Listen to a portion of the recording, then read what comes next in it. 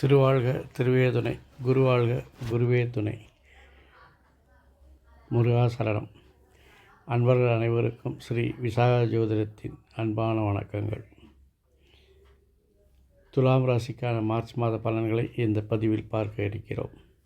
March மாதத்தில் இருக்கக்கூடிய கிரகங்களின் அமைப்பை கொண்டு இந்த மாத பலனை நாம் பதிவிட இருக்கின்றோம். இந்த மாதத்தின் கிரக நிலைகள்: சூரியன் பஞ்சமஸ்தானத்தில் சஞ்சரிக்கிறார். மார்ச் 14க்கு பிறகு அவர் சத்துருஸ்தானத்திற்கு பயிற்சியாகிறார். செவ்வாய் பாக்கியஸ்தானத்தில் சஞ்சரிக்கிறார். புதன் சத்துருஸ்தானத்தில் சஞ்சரிக்கிறார். ஆனால் மார்ச் 15க்கு பிறகு அவர் வக்ரகதியில் பயணம் செய்ய இருக்கிறார். குரு அஷ்டமத்தில் சஞ்சரிக்கிறார். சுக்கிரன் சத்துருஸ்தானத்தில் சஞ்சரிக்கிறார். ஆனால் மாத தொடக்கமாகிய மார்ச் 2ஆம் தேதியிலிருந்தே அவர் வக்ரகதியில் பயணம் செய்ய இருக்கிறார். சரி பஞ்சமஸ்தானத்தில் சஞ்சரிக்கிறார். 23 மார்ச்சுக்கு பின் அவர் சத்துருஸ்தானத்திற்கு சஞ்சரிக்க இருக்கிறார். இந்த சனி பயிற்சியானது இதனுடைய தாக்கங்கள் அடுத்த மாதத்திற்கு தொடக்கம் உண்டாகும். இருந்தாலும் இந்த பயிற்சி 2.5 வருட காலத்திற்கான பயிற்சி. இதற்கான பலன்களை நாம் தனி காணொலியாக விரைவில் வெளியிட இருக்கிறோம். இந்த வருடம் சனி மாத்திரம் இல்லாமல் வருடகிரகங்களை ராகு, கேது, குரு போன்றவற்றின் பயிற்சிகள் நடக்க இருக்கின்றன. அவற்றினுடைய பலன்களும் நாம் தனித்தனி காணொலிகளாக அடுத்தடுத்து வெளியிட இருக்கிறோம். இது போன்ற கிரக பயிற்சி பலன்களை உங்கள் முகப்பு திரையில் தேடாமல் தானாகவே பார்ப்பதற்கு வசதியாக நீங்கள் செய்ய வேண்டியது எங்கள் சேனலை சப்ஸ்கிரைப் செய்து ஃபாலோ செய்து கொள்ளுங்கள். ராகு சத்துருஸ்தானத்தில், கேது ஸ்தானத்தில் சஞ்சரிக்கிறார். கிரக நிலையை கொண்டு நாம் பலன்களை பார்க்கலாம். சூரியன் பஞ்சமஸ்தானத்தில் சஞ்சரிப்பதால் தொழில் விருப்பம் நிறைவேறும். தொழில் இலக்குகளை, டார்கெட்டுகளை விரைவில் ரீச் பண்ணுவீங்க. உங்களுடைய நண்பர்களை காட்டிலும் நீங்கள் டார்கெட் ரீச் பண்ணுறதில் மிகப்பெரிய அச்சீவ்மெண்ட் பண்ணுவீங்க. புதிய நுட்பங்களை கற்று தொழிலில் நல்ல பேரை எடுப்பீர்கள். நீங்கள் தொழில் டார்கெட் ரீச் ஆகிறதுனால உங்களுடைய பதவி உயர்வுகள் கிடைக்கிறதுக்கு வாய்ப்பிருக்கிறது. உங்களுடைய தெளிவான திட்டங்கள் நினைத்தபடி வெற்றிகரமாக இருக்கும். ஊழியர்கள் ஆதரவு நன்றாக இருக்கும். புதிய திறமைகளை நீங்கள் வளர்த்துக் கொள்வீர்கள். ஆகவே உங்களுக்கு தொழில் செய்வதற்கு உங்கள் லட்சியங்களை அடைவதற்கும் அதிகாரிகள் ஆதரவு பெறுவதற்கும் உறுதுணையாக இருக்கும். ஆனால் மார்ச் 14க்கு பின் இவற்றில் சிறிய மாற்றங்கள் ஏற்படும். பணிச்சுமை கூடும். பணிச்சுமை கூடணும்னா அடுத்தவங்க செய்ய முடியாத வேலையெல்லாம் உங்கள் வேலையை வச்சு செய்ய சொல்லுவாங்க.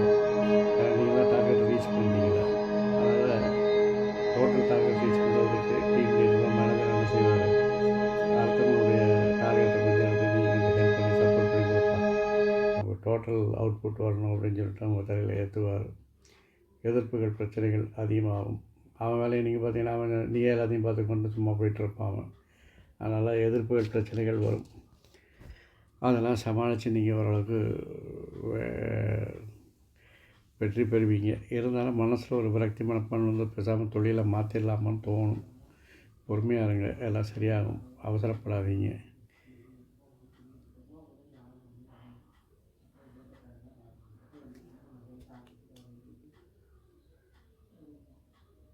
தொழிலுக்காக கடனை வாங்கினீங்கன்னா அடைக்க முடியாமல் போயிடும். அதுக்காக தொழிலுக்காக கடன் வாங்காதீங்க. குடும்பத்தை பொறுத்தவரையில் உறவினர்கள் வகையில் மகிழ்ச்சி உண்டாகும். குழந்தைகளோட வளர்ச்சி நல்ல ஒரு சந்தோஷமான செய்திகளை தரும். உங்கள் விருப்பங்கள் நிறைவேறும். பூர்வ புண்ணியத்தினால் குடும்ப விஷயங்கள் நினைத்த மாதிரி எல்லாம் நடக்கும். பூர்வீக சொத்தில் ஏதாவது பிரச்சனை இருக்குதுன்னு வச்சுக்கோங்களேன், அதெல்லாம் இப்போ எல்லாம் சரியாகி நீங்கள் போகாமலே எல்லாம் தேடி வரும். குடும்பத்தில் இவ்வளோ நல்ல விஷயங்கள்லாம் நடக்கும்போது தானாகவே உங்களுக்கு இறைவழி நாட்டம், ஆன்மீக நாட்டங்கள் இருக்கும். கோயிலுக்கெல்லாம் போயிட்டு வருவீங்க. பெண்களை பொறுத்தவரையில் பணிச்சுமை அதிகமாக இருக்குங்க. கடன் வாங்காதீங்க. அது கடவுளுக்கு தெரியாமல் கடன் வாங்காதீங்க. அது பெரிய பிரச்சனையில் போகும். எது செய்தாலும் கடவுள்கிட்ட சொல்லி செய்யுங்க. எதிரிகளின் ஆசை வார்த்தையை மயங்கி முதலீடு செய்வதோ அல்லது வேறு ஏதாவது மார்க்கெட்டிங் அது போன்ற வில்லங்கமான இன்சூரன்ஸ் அது போன்ற வில்லங்கமான ஒரு திட்டங்களை சேர்ந்து மாட்டிக்காதீங்க. ஆடம்பர செலவுகள் அதிகமாக இருக்குது, கொஞ்சம் குறைச்சிங்கன்னா சேமிப்பு நன்றாக இருக்குங்க. அதனால் ஆடம்பர செலவுகளை குறைச்சிக்கோங்க. குழந்தைகளுக்காகவும் கணவர்களுக்காகவும் அவருடைய மனசறிஞ்சு கொஞ்சம் உங்கள் நேரத்தை ஒதுக்குறீங்கன்னா குடும்பத்தில் மகிழ்ச்சி கொஞ்சம் தள்ளி விடுங்க. மாணவர்களை பொறுத்தவரையில் படிப்பீங்க, ஆனால் அதுக்கான பலன் கிடைக்கிறதில்ல. கொஞ்சம் அதிக உழைப்பு தேவைப்படுகிறது.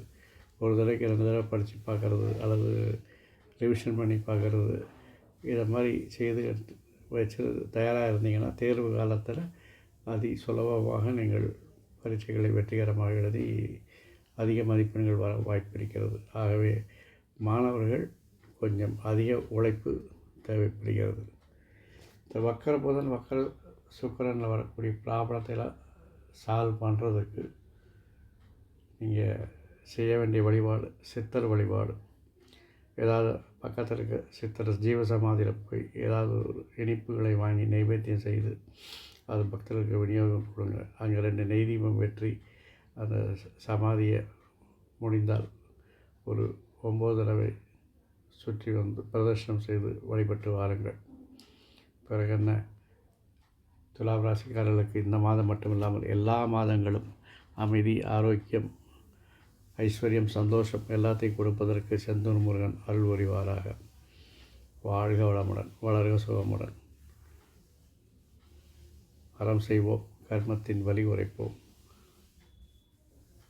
எங்கும் மங்களம் உண்டாகட்டும். முருகாசரணம், கந்தாசரணம். இங்கனம் ஸ்ரீ விசாகன் ஜோதிடம். நன்றி, வணக்கம்.